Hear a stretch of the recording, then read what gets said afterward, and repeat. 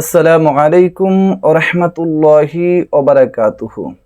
সম্মানিত আমার ফেসবুক প্রিয় বন্ধুগণ, আমি রাসূল আকরাম সাল্লাল্লাহু আলাইহি ওয়াসাল্লামের সৌন্দর্য সংবলিত একটি হাদিস আমি আপনাদের সামনে উপস্থাপন করছি।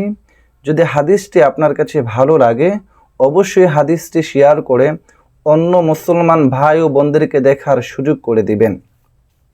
সিয়াসিত্তার অন্যতম প্রসিদ্ধ কিতাব সুনানুত তিরমিজির জুজউস-সানি কিতাবুল আদাব, তিরমিজি শরীফের দ্বিতীয় খণ্ড কিতাবুল আদাবের ৪৭ নম্বর পরিচ্ছেদ বাবু মা জাআ ফির রুখসাতি ফি লুবসিল হুমরাতি লিররিজাল, এই পরিচ্ছেদের 2811 নম্বর হাদিস।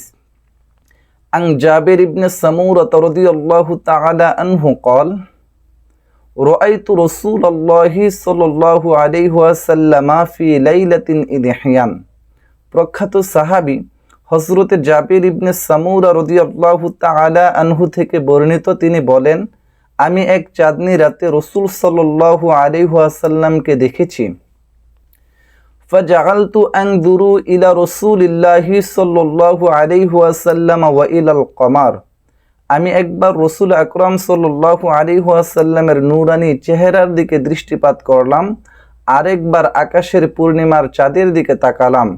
ওয়া আলাইহি হুল্লাতুন হামরাউ, রাসূল সাল্লাল্লাহু আলাইহি ওয়াসাল্লাম তখন লাল রঙের পোশাক পরিহিত অবস্থায় ছিলেন। ফাইদা হুয়া ইনদি আহসানু মিনাল কমার।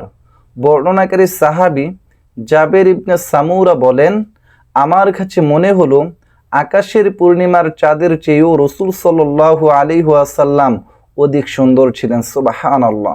সুতরাং এই হাদিসটি নবী প্রেমিক, রাসূল প্রেমিক যাদের কাছে ভালো লাগবে, অবশ্যই শেয়ার করে অন্য মুসলমান ভাই ও বোনদেরকে দেখার সুযোগ করে দিবেন।